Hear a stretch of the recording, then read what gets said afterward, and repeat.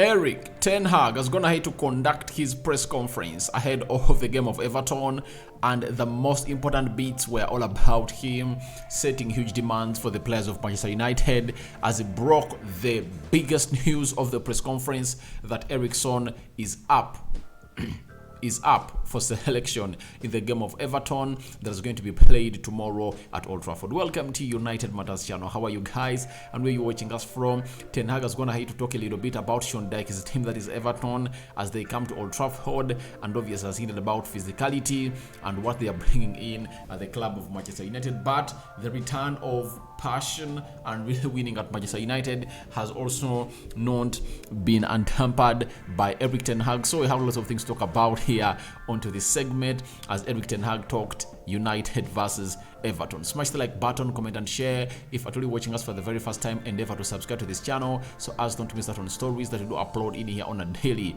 Rokan David is my name. Now, I've already done the preview. You can watch it if I haven't already watched it. You can go on to the video section.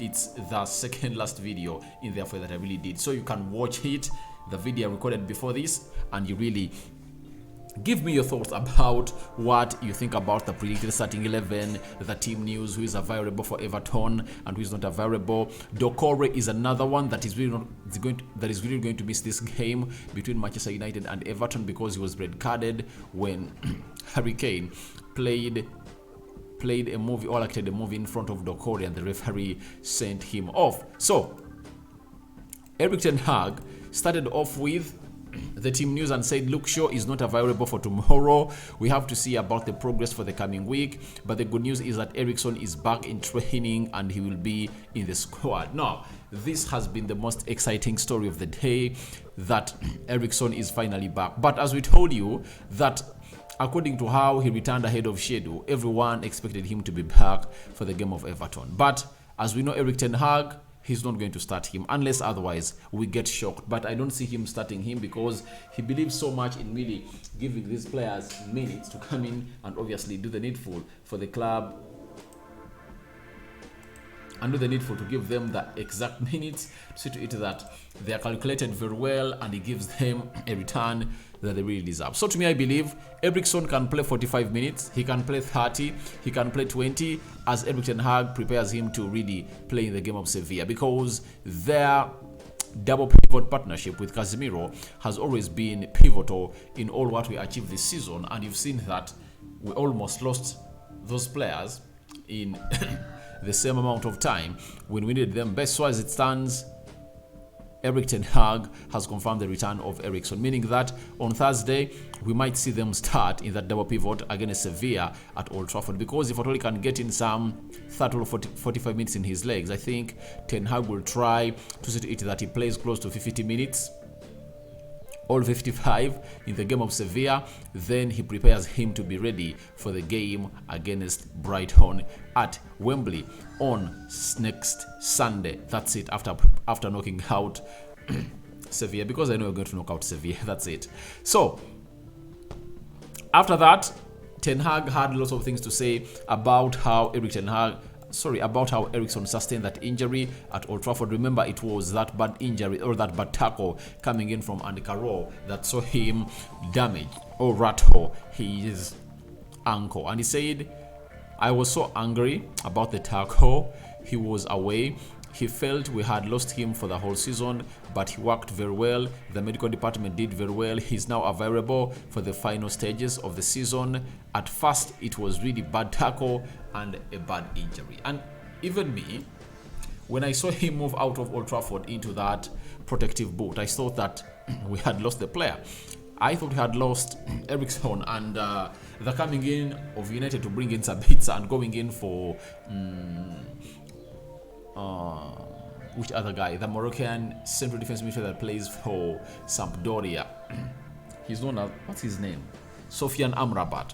It showed you how worried the board of United were and Erik Ten Hag on the return of Eriksen. Maybe they would have thought that he's going to return early enough, but maybe he couldn't pick up early enough. But Ten Hag has gone ahead to reveal to us that he has even gone ahead to return ahead of schedule, and it has been through his hard work on the medical team working with him to see it that they really get him back to the levels he's supposed to be on. So the player is up and running, but that bad tackle that happened onto him is one of those things that Erik ten Hag really feels that are not good for the team, and how the referees have gone ahead to be treating us in those decisions. Then Ten Hag was asked about the passion, the return of passion at Old Trafford. He said, you have to do it every game. That has to be the standard. You have to do it, and that's the responsibility you have to deliver when playing for Manchester United. You have to be accountable. Sorry about that. So, the passion that we had lost made us lose the game of Liverpool, made us draw against Southampton, made us lose against Newcastle.